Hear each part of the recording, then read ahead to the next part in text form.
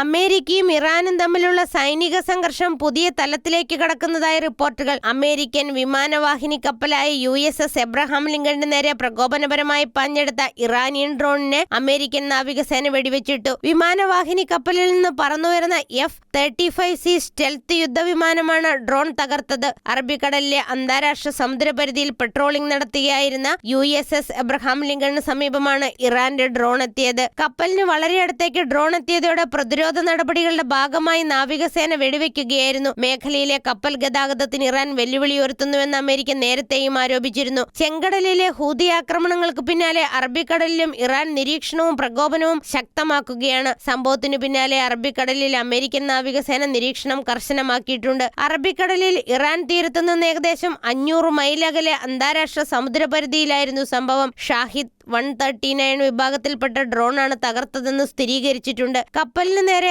ആക്രമണ ലക്ഷ്യത്തോടെയാണ് ഡ്രോൺ എത്തിയതെന്നും പലതവണ മുന്നറിയിപ്പ് നൽകിയിട്ടും പിന്മാറാൻ തയ്യാറാകാത്തതിനാലാണ് വെടിവെച്ചിട്ടതെന്നും US വക്താവ് ക്യാപ്റ്റൻ ടിം ഹോക്കിൻസ് അറിയിച്ചു. അതേസമയം തങ്ങളുടെ നിരീക്ഷണ ഡ്രോൺ ദൗത്യം വിജയകരമായി പൂർത്തിയാക്കിയെന്ന് വെടിവെച്ചിടുന്നതിന് മുൻപ് തന്നെ പടക്കപ്പലിന്റെ ദൃശ്യങ്ങൾ ഉൾപ്പെടെയുള്ള സുപ്രധാന വിവരങ്ങൾ കൈമാറിയിട്ടുമുണ്ടെന്നാണ് ഇറാന്റെ അവകാശവാദം. ഹോർമൂസ് കടലിടുക്കിൽ US പതാകയുള്ള വ്യാപാര കപ്പലിനെ ഇറാൻ വിപ്ലവ ഗാർഡുകൾ തടയാൻ ശ്രമിച്ചതിനു തൊട്ടുപിന്നാലെയാണ് ഈ സംഭവം. മേഖലയിൽ US പ്രസിഡന്റ് ഡൊണാൾഡ് ട്രംപ് സൈനിക സാന്നിധ്യം വർദ്ധിപ്പിക്കുന്നതിനിടെയുണ്ടായ ഈ നീക്കം അന്താരാഷ്ട്ര തലത്തിൽ വലിയ ആശങ്കയ്ക്ക് കാരണമായിട്ടുണ്ട്. വാഷിംഗ്ടണും ടെഹ്റാനും തമ്മിലുള്ള നയതന്ത്ര ചർച്ചകൾ പുരോഗമിക്കുന്നതിനിടെയുണ്ടായ ഈ സൈനിക നീക്കം പശ്ചിമേഷ്യയിലെ സമാധാന ശ്രമങ്ങൾക്ക് കനത്ത വെല്ലുവിളിയാകും.